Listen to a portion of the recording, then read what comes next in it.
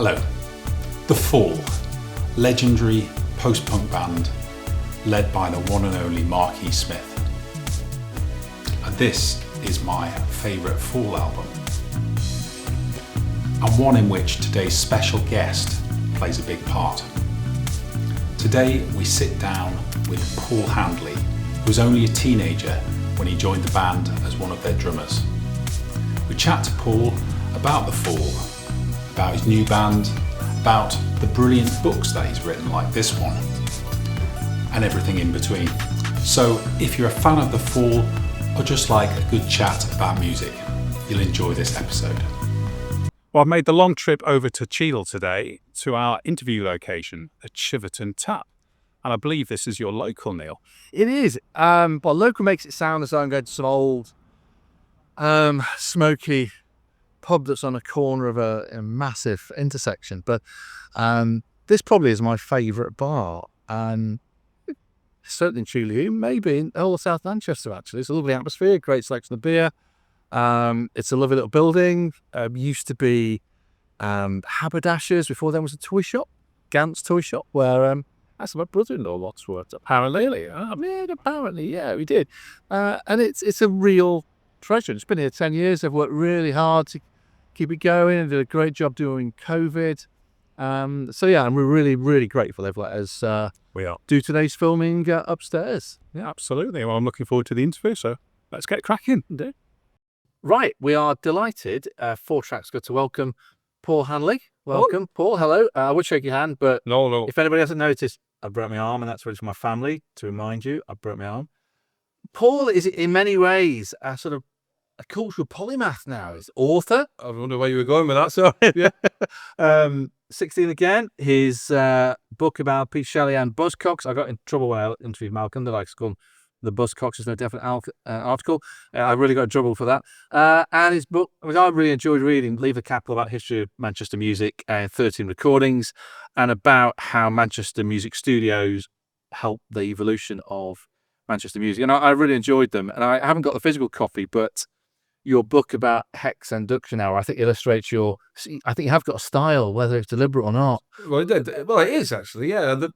But it was quite an interesting thing now, the way the sort of the footnote thing developed. Oh, that's it. Yeah. Because it's a really interesting thing, because it gives you a different voice. So yeah, you can talk about something and then you can talk about it. But the thing about it is, everybody who reads it reads them as they go along. So it's false in a way, because you're just reading it back and forth, but it somehow gives you the ability to change to a different voice. Yeah. And I'm not that skilled enough a writer to weave them all in together. Yeah, maybe I will. But I think what it did, because that's it, because of this, I'm reading the hex induction hour on a Kindle, so I've got to leave it to the end. Ah, right. Well, you can do it on a Kindle. You just have to You can, but actually, I think you have got a different voice, because it allows you to be a little bit more scurrilous. That's right. Yeah, that's exactly it. Yeah. And we'll come to it later, but I think one of the things you do really well is you maintain a real fairness in the main narrative. You recognise the bonkersness of, your time, but at the same time, that affection and love and concern comes through really strongly, and then which is slightly subverted. I hope so. No, I think it does genuinely. Because there's enough misery lit about, stuff talks about the fall. There's enough. Yeah. There was hell and it was then and like all that. I mean, there's obviously a basis for it, but it's an absolute honour and a joy to have been in the fall. And I wanted that to come across you. Exactly. And so as you lead there, so Paul is known to most people as being the 27th drummer in the Fall, so drummer in the book. Excuse me, third Drummer in the book. And the drummer in House of All as well. I'm previously at the Extricated, and we'll come to House of All later on as well. But I've got to start with a confession first of all, really, which is that I'm very eclectic music tastes. I've never really been a huge fan of the Fall. My best man from university, Nick, obsessive Fall fan. He got me into it. I really liked Extricate. This Nation's Saving, I really like that. Yeah. One of my best pals of Piers Simon, again, Fall obsessive. And they both talk very fondly about the era when you were the drummer as well. Yeah. I mean, if you think you call it the first of one of the many classic eras of the Beatles. I'd call it the second, I think. Okay, yeah. So you got the first album, Land of Witch Trials. That's like the original lineup, or nearly the original lineup. Yeah. And I think they could have been massive, that lineup. Yeah. It's kind of different. It was more democratic. and it wasn't just Mark's band in that respect. The band was started by 4 friends. By the time the first album came out, 2 of them had gone, but it was still Martin Brown and Marty, and it wasn't Mark Smith and his Go-Go Monkeys, if you know what I mean, which I don't think it ever was. No, But it was certainly more that way. It was certainly more Mark's band by the time I came along, setting down. So it kind of transitioned to the second lineup. Yeah. And the thing I like, one of the great joys of the second lineup was we had the period with 2 drummers, which yeah, amazing. And one of the things I have done is I've really gone back to a lot of the earlier stuff, and I can't believe that I've overlooked it. No, seriously, I think there's something really special about the sound that's created, and I get a little bit cross about Manchester music, and because it's become a bit of a nostalgia fest. Yeah. But the wonderful thing I think about the Fall is that they are in, but also outside Manchester. Yeah. Obviously the Salford, Yeah. things as well. But I think that they are, of the city, but also very much removed. And it's interesting, of course, that they record in Manchester to a degree, but they're not shy of recording in many other cities either. I think that was really important. So it's really, really where I wanted to kick off, Paul, actually, which is, as a young man, was it you sort of 15 or 16? I turned 16 in February and joined in March. And you joined the band. Now, Yeah. as a former head teacher, there must be safeguarding rules even then to have stopped you joining the Fall at that age. But what is it that, obviously, your brother Stephen was in the band. Yeah. What brought you into it there? Well, basically, what happened was they had a drummer called Mike. So they had Carl, who was the original we left, and they had a drummer called Mike, who was the complete antithesis of Carl, with a really different style. I mean, great style, sort of rockabilly drummer, really. Yeah. But he'd come from cabaret. So to him, being in the band was 220 gigs a year, and then before only did 150, so Only. yeah, so he left because they weren't doing enough gigs, which is bonkers. If you look at the amount of dates he did like 90 dates in like 12 months or 11 months or something. So he left, but they were in the middle of this tour, and he told them that he was leaving. So he wanted to finish the tour because the last gig was in London, like Lecture Ballroom, fairly prestige venue, with the Cramps. Yeah. So Kay, who was the manager, said, no, if you're leaving, you're not having that one. So they got me, and I think literally just so they could tell Mike, and look, we got this little kid in to do it. But it all works out, I'd like to think I rose to the occasion, Yeah. So, yeah. And I loved the Fall anyway. And I knew the recorded stuff, Cynical the Fall, they didn't do that much of the recorded stuff. I think it was 5 or 6 songs unrecorded that I'd never heard till me brother and Mark taught me them in our shed, right? Because there's no YouTube then, you couldn't listen to it. Well, I think I did all right, and then I had to audition. I mean, I didn't do it. I needed to get a shoe. Really? Yeah, better in mind, I just pulled the trap out for this gig. My brother was in the band, and his best mate. But I still had to audition, but luckily I passed the audition, so yeah, it was great. I mean, I think, in some ways, I was possibly a bit too young. Yeah. Because, 2 months in, they went to Holland, and I didn't go because I was doing my O-levels. And then the next year, they did this massive tour of America, and I didn't go because I was underage.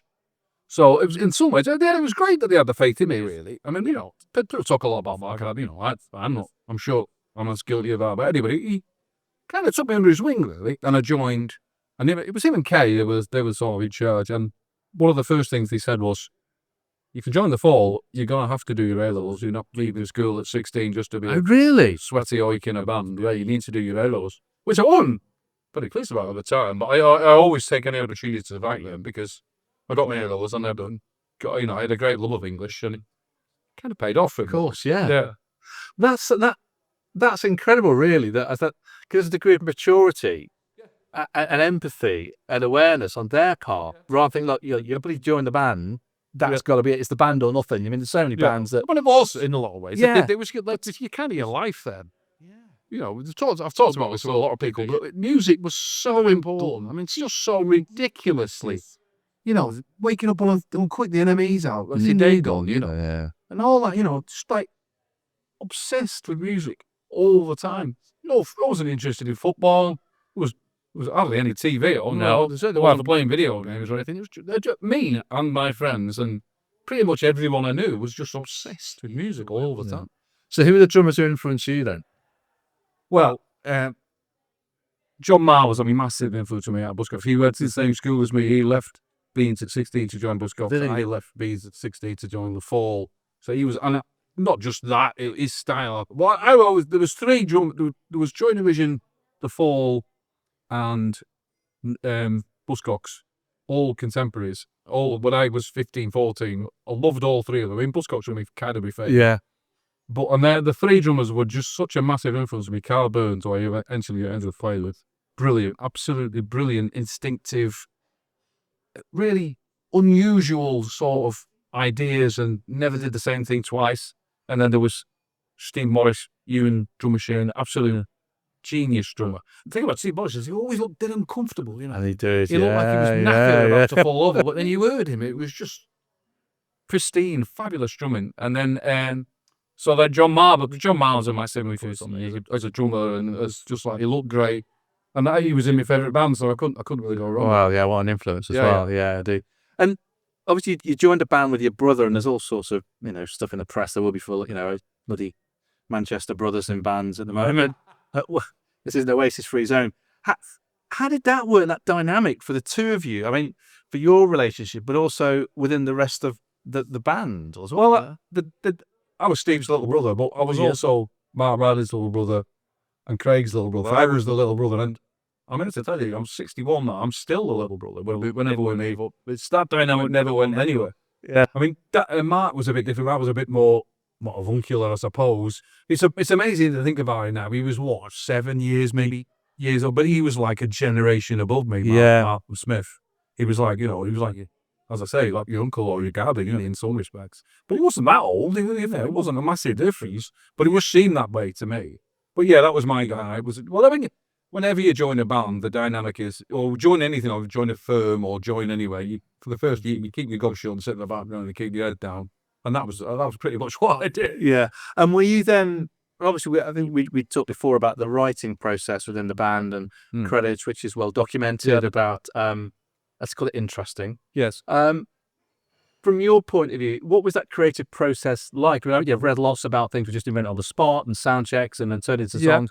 But what was it like, and how were songs generated then within the band? Well, pretty much in any way you can possibly think of, except one thing that didn't happen, there was never an occasion where Mark said, I've got this lyric, can you put some music to us?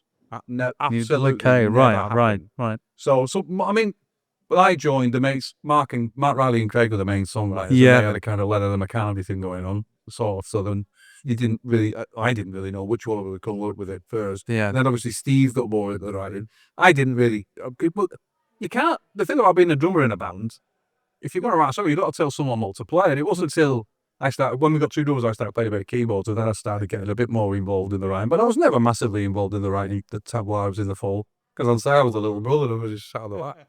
Yeah, like this. But having said that, it was a proper collaborative thing, the music in the Fall. There was never a type of music that Mark could say that's not for us. Mark would, if he liked it, he'd play anything. You could come up with him with reggae. No, we have different reggae. But, you could do anything. You could say, I've got this keyboard, I've got this Casio that makes this really weird noise. I need to put that in a record. And there was nothing that he would say that's not the Fall, which was always really interesting. And it's one of the things that people miss about the Fall is, in terms of music writing, it definitely was democratic, and it was definitely whoever's best idea went over.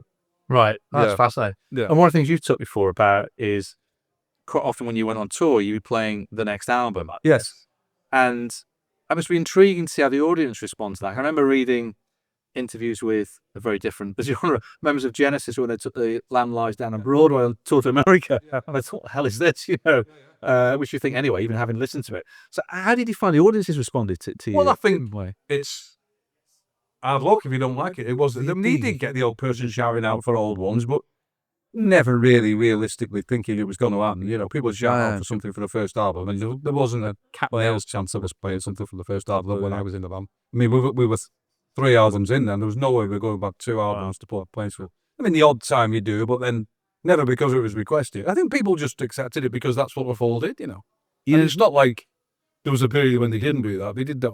The Fall did that all the way through, man. It was always them.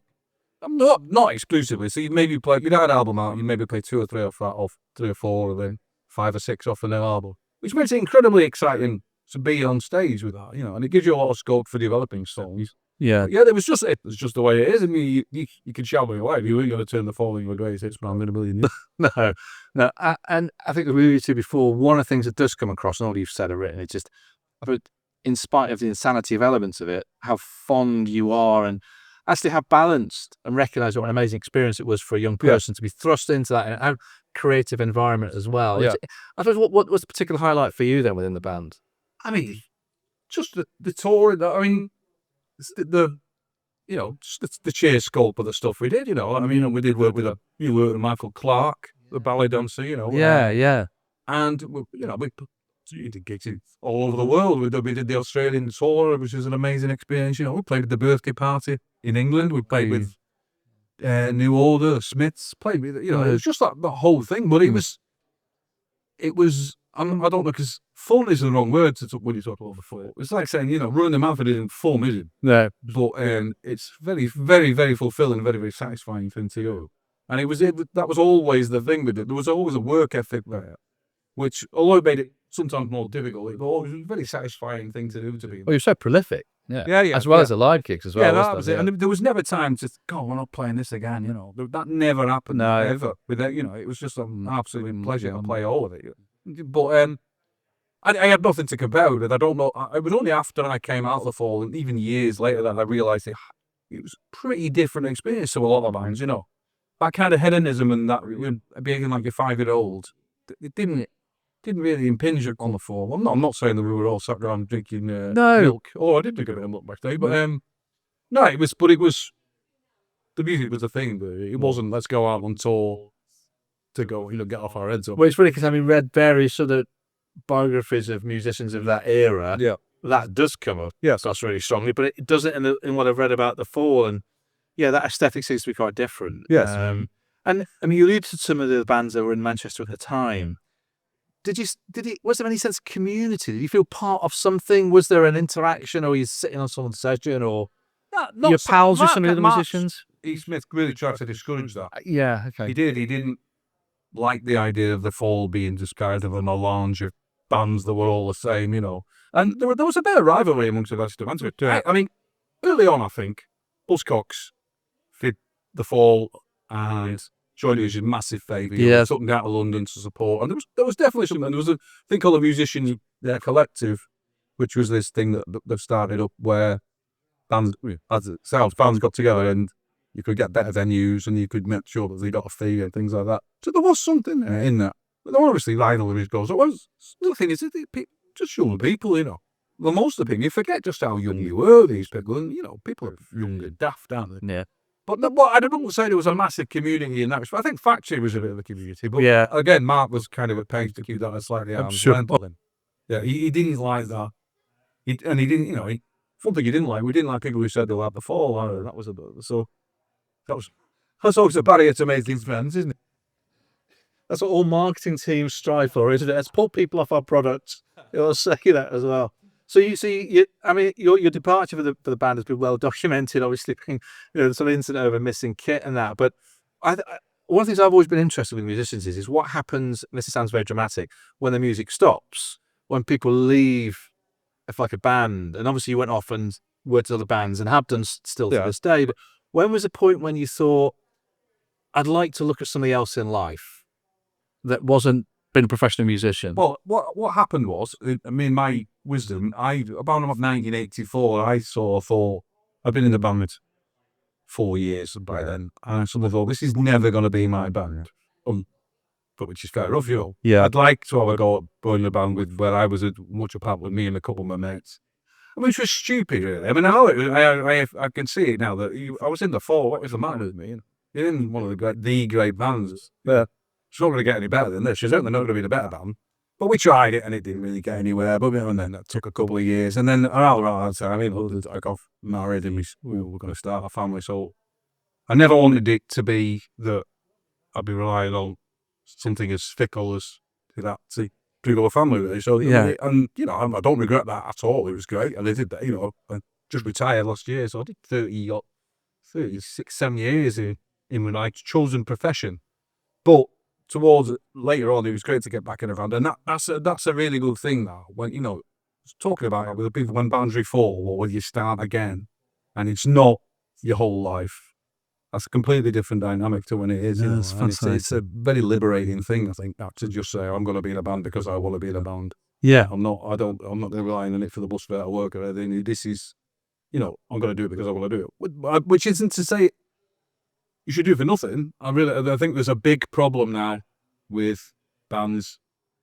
You know, it's just impossible to do with any kind of profit or, you know, to make a living. I mean, it doesn't matter to me. I'll say I'm in the 60s, but young bands now, I think the way the music industry is now thinks for them. Certainly, young working class bands, I think it's nigh on impossible to do that. What do you do? I'm in a band. I mean, the percentages of people who can say that must be so small now. Yeah. Because it's just impossible, isn't it? You know, you make no money on recording music whatsoever. And it's getting more and more difficult to play venues now, you know. Yeah, and if you think about the costs incurred with even go to Europe now. No, it's virtually impossible now. I mean, you know, as I say, we're not relying on it for a living, but any times we've looked into going to maybe Holland or Belgium, you just do the numbers, you just think we're paying to play there, which is not really something I'm prepared to do. I don't mind not being a millionaire, but I'm not paying to play. I mean, that's madness, isn't it? No. Oh, we'll come to your sort of tour so shortly. So one of the things again as someone come from education is that later in life you went back and did a qualification, did your English Lit degree? I did my degree, yeah. Yeah. OU, which was one of the best things I ever did in my life. Yeah. It was fantastic. I absolutely loved it. And it's only 6 years, but I was working at the time and playing in bands. Okay, That's incredible. I know. But I mean, it was just a joy. I mean, it was just to sort of click that button where the back home where you would give it essays and you would have to work at that, and it just like kind of that good kind of pressure, if you know, similar to being in a band. There's a pressure there, but it's a good pressure, you know. Whereas, you know, work sometimes it's pressure and it's not particularly enjoyable, is it? But I thought the pressure of getting essays out and doing that and doing the research, I loved it. Yeah. So who were the sort of authors then who really sort of grabbed you? And well, it was always Shakespeare was we didn't get the chance to do Shakespeare again because I did Shakespeare for O-level and A-level. We did King Lear for A-level, but we did Hamlet. And well, it's just I just behind the whole thing. We did a bit of Christopher Marlowe and we did the Duchess of Malafis, all that kind of Elizabethan stuff I loved. And then we did a bit of what's it called, the Renaissance stuff. Yeah, and the French, you know, the French. I just loved all that. All the plays. I didn't like the sort of modern stuff we did. I can't remember what we did. It was just all that really sort of 16th, 17th century stuff. I found absolutely fascinating. I loved it. It's intriguing you say this, and we're probably about to lose all three of our viewers, but my daughter's she's just got a degree today, actually, but in English Lit, and her dissertation was on Edward II, but actually Jarman's interpretation of that, and I had to proofread it. I can't, it's absolute filth, you know. Yes. Because the film is as well. And it's strange. It's not my bag at all in social literature as well. Right. But that's the amazing thing about studying the humanities is you can just pick and choose. My background as an historian, what you enjoy it and how it relates to the culture and society it comes from as well. And a bit like music as well. It's the same thing, isn't it? Yeah, it is. And one of the things I think it's true about music. One of the things I'm learning more is you don't necessarily have to like it. You don't have to study a book or even to listen to a piece of music. You don't have to. It's interesting. That's enough for me. You know, why don't I like it? Is an interesting a question as why do I think this is great? You know, and certainly if you're writing about literature, you could think this is terrible. Well, why is it terrible? Yeah. The great thing that I loved about doing a degree was you write something and so what? You know, you can't just say that. You what? Why should I care about what you've written about? And then you've got to convince the reader, whoever he or she is. This is the reason I'm rounding on like this. Yeah. It's not just enough to just round on. You have to actually give a cogent argument. It's like a whole level of conversation that you don't get in a lot of, you know, let's talk about film. Usually be multiple, but you can just say it's crap, you know. Yeah. Or why is it crap? That whole thought process is what I really loved about doing the degree. Yeah. And that's the great, as you said, a great thing about music. So we have a vinyl club where every couple of months we sit in. That's in Gary's basement in Urmston. Talk about records we've brought around a particular theme, and we've all got very different tastes. And something we put on much is endurable, but actually understanding, your response to it, and where that comes from, is part of that discussion. Yes, as well, actually, which you get in very few other forms as well. What themes do you have then? Well, we have a lot. So the one we've got this Friday it's quite generic. So this one's going to be music going out. It's British Nobel. British Mobo. Oh, okay. So just looking at that, it's a bit of a challenge because That's more of a genre than a theme, isn't it? oh, that would be pedantic. Yeah, but okay, we'll mention. I've got a that. degree in this. Well, sometimes we might choose a country. Yeah. So like Brazil, we did, or we might choose like urban spaces. We've had. Right. So we've gone for 9 years. And like, have we? Yeah. You must have done everything by now. Yeah, we've done loads, haven't we? We've actually kept a record of it as well. What was the last one we did? This is great content. Clearly a fascinating topic. Yeah, it is. Orchestral, which was again really, really broad. Orchestral's massive. Of course, and people interpret it in different ways. And sometimes we'll have like day out, and we'll go to Liverpool and sit in the old Jacaranda where they used to have booths upstairs where they could play the records. Wow. Which they've got rid of now. And then you might choose the Northwest or Liverpool or somewhere, or I think we've done Manchester as well. And it's been great because you can interpret it so many different ways. Yeah. And what's happened over time is Gary's been the central point, but we've all become friends. Yeah. And gone through lots of middle-aged male stuff over the course of the past 10 years. Well, I mean, And it's been incredible. That's a really healthy thing, that. I mean, I know it's a bit of a thing, but giving blokes a way to talk to each other, it's not to be knocked, is it? Yeah, no, without doubt. I mean, otherwise you probably wouldn't, or even that's right. Yeah. because most male friendship groups decline over time. Yeah. So as to book that and to sort of create a new friends, it's been brilliant. I suppose it's really the thing you've got with the House of All at the moment. Yeah. Oh, like you knew the members before, but to come back and play, and you've got something there that you can do something very similar with as well, I imagine. Yeah, well, the joy of the House of All was I played with most of them. I never played with Simon, who was the drummer after me. Never played with him. I knew him very well, just a friend of mine. And I played with Martin a bit, not too much. He did a little bit. Me and Stephen Martin did a bit together. But Pete Greenaway was the guitarist in the last iteration of the Fall for the last 10 years. I'd never even met the guy when we were in the studio, and that was just a joy to play with because he's such a good guitarist. I don't mean he's like Steve Vai or anything like that, although he is very technically good. But it's just his way around the riff is just a joy to listen to, really. And that whole thing with the House of All, because I was convinced. Well, I wasn't convinced. I was pretty sure it wasn't going to work. Martin suggested it, but because the thing that he suggested was, I've got this idea for a band where we don't want to sound like Fall, but what he wanted to create was the similar kind of pressure as to being in the Falls. So we deliberately didn't write any songs. We didn't rehearse. So everybody came in with various ideas that they hadn't shown another living soul. I didn't show Steve even anything he'd show me. Everybody just came in what they got with the clock ticking on the studio on 3 days. So it was pretty nailed on. It was going to be a complete disaster, and it wasn't. It was fantastic. We made these 10 pieces of music, or whatever it was, 8 pieces of music in 3 days. No lyrics, but which we were all really delighted with. And then Martin took them away.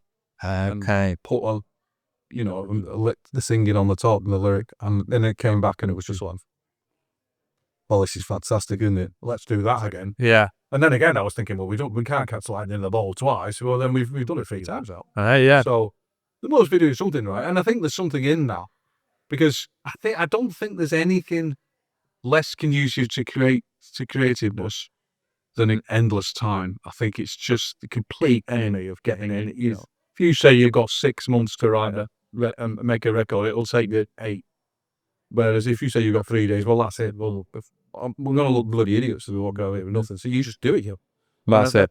I think it's been really, really healthy thing to do. And then we took it on the road, which we weren't sure how that was going to work, and that's been great as well. Yeah, well, if you think that, I think was it that the Beatles took 45 minutes to record the first album, or the second one took even longer. Yeah, dude, that's what they do. Yeah. So yeah, and so you're playing in the autumn, November, aren't you? You've got 3 dates in Liverpool. Yeah, these are kind of places. Well, Manchester were playing again because we sold out the Destitute, but it took longer to sell out. And if it had sold out a bit quicker, we could have done another night. But by the time it took okay, people don't buy tickets in advance the same as they used to anymore. No. So it's all but then. So we thought we'll do another gig in Manchester, and then we looked and we've not played Liverpool or Leeds, so we thought it was about time we played both of those, and they're both great venues as well. The new album's fantastic as well, and I think what you've managed to do with it is there's an obvious link and it influences, and there's there's a pervading atmosphere. Yeah. That's more than anything else. I mean, I think that's very satisfying. And it sounds like an album, it's not. It does, yeah. It's not 10 tracks or however many it is. It's an album. It's got the themes running through it. It's just a bit more to think about. Is what I want from music at this point. Not there's a couple of levels of it. Yeah.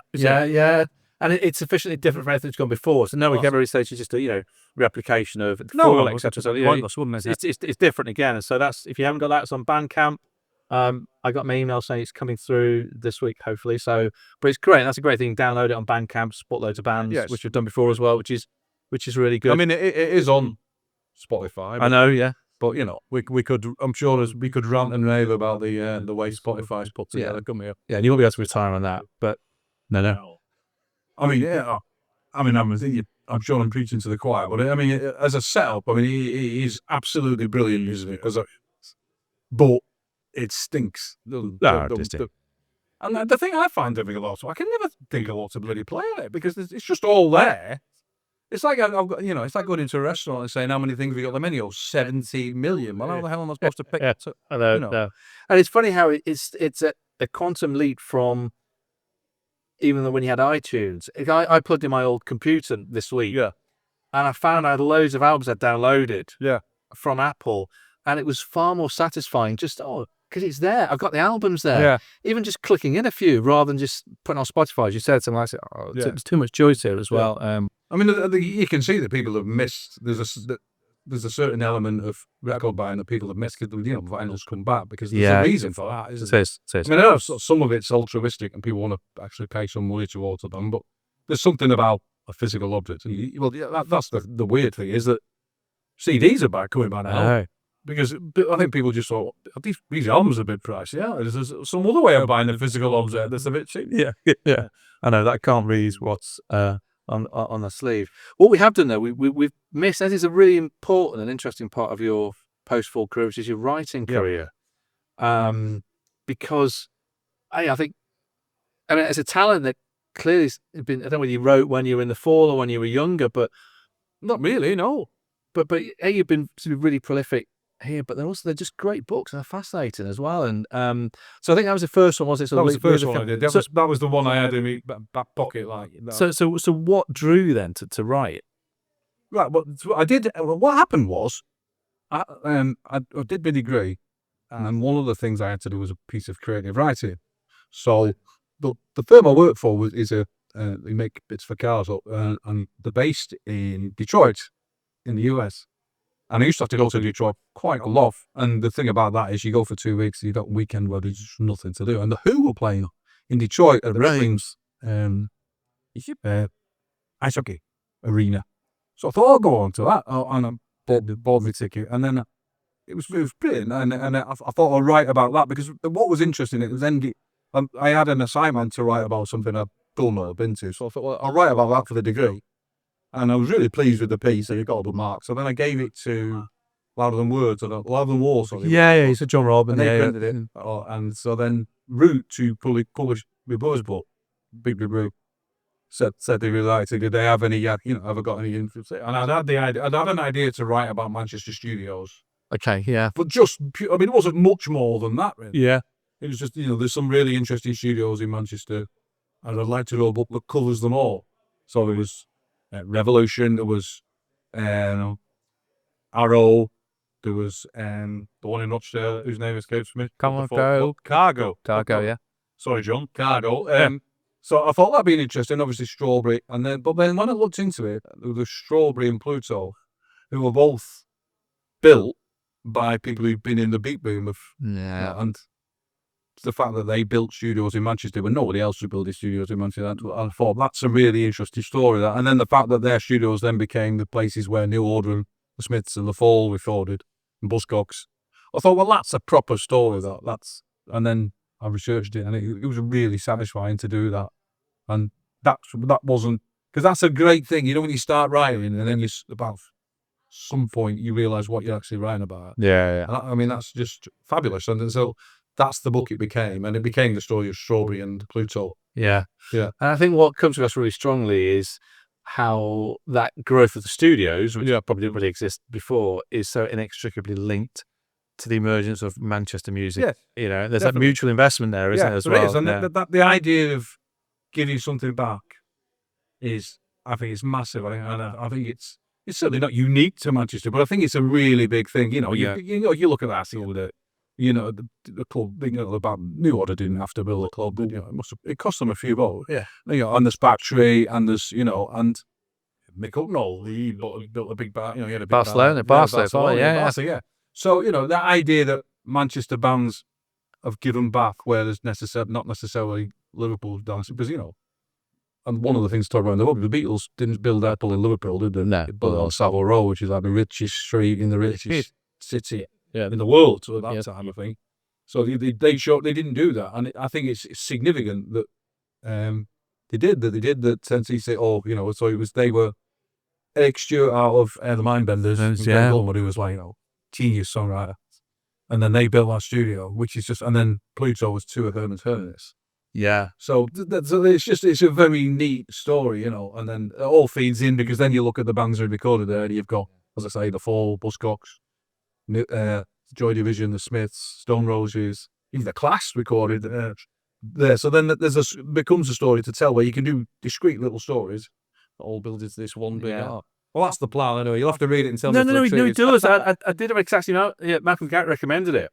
I really like it. I think it's a great read as well. Yeah. And the reference to Wayne Fontana's fascinating, because the Gordon King, who was in World of Twist, who were always in Chile, because Tony Ogden lived in Chile. Okay. He talks about doing a festival with Wayne Fontana, and he was just kind of, this guy just lost the plot completely as well. I mean, a lot of them, he did lose the plot, Wayne Fontana. There was a kind of schism on there, but at the end of that, what are you going to do now, sir?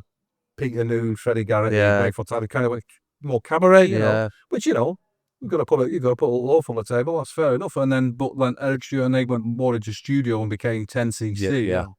So, but it was interesting what people did with that, but still working. I tell you what, if you look at Peter Noon, he's looking pretty good. Right? Yeah, I know. He's probably better off than most of the rest of the band. Yeah, but you get the feeling that I think he was a bit screwed up, Wayne, by that success. I mean, he wouldn't be, I mean, he'd come from nothing and do that. They were massive. Not for very long. Wayne Fontana and the Mindbenders, a ridiculously short amount of time, really. But when they were, there was one point where there was 3 number 1s in America on the bounce were all for Manchester bands. It's just incredible, isn't it? Yeah, it is. I know. So what's your next book project? Something else that you're itching to get out? I'm not itching to get it out. I want to get it right, but I'm trying to write about Wythenshawe, which is where I come from. I was born in the centre of Manchester, but we moved out to Wythenshawe. Wythenshawe's an interesting place because it's like an inner city, but it's miles out. And it was a really interesting project. So this guy called Simon, that was his surname, he was going to build a new council estate, but he didn't want it to look like a council estate, and it's pretty much a reaction to terraced houses. So if you look at Wythenshawe, it was called the Garden City when it was built.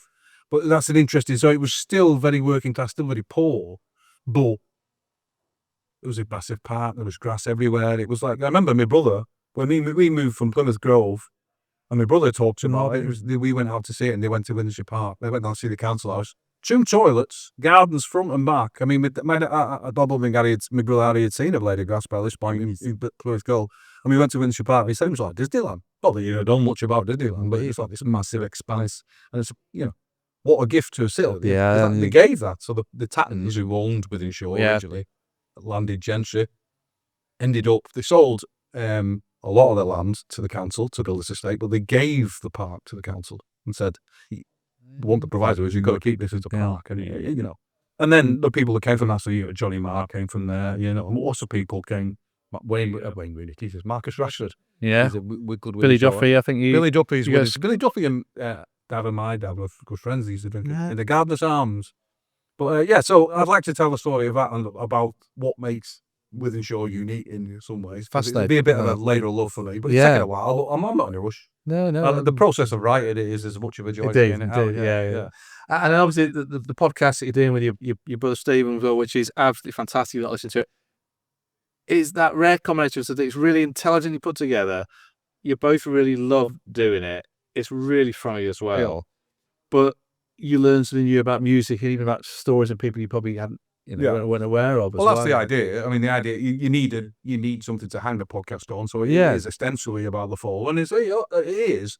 But what we were really pleasantly surprised is once you say to people we're doing a podcast about the fall, the breadth of people you can get in who are willing to come on and talk about the fall. We've had Ian Rankin, we've had John Niven from Nights, John Cooper Clark, and the breadth of people who cite the fall and Marquis Smith as an influence is incredible, and it's been a joy, because again, one of the reasons we started it was to say it was great being in the fall, and that was which was something we always try to do with when the ex-members get on. We've had a fair few ex-members on there.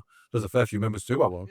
But the common theme about it is what an amazing thing that was, I mean, there's a bit of the Vietnam vets getting back together at occasion, but I don't think anybody ever regrets being in the fall. No.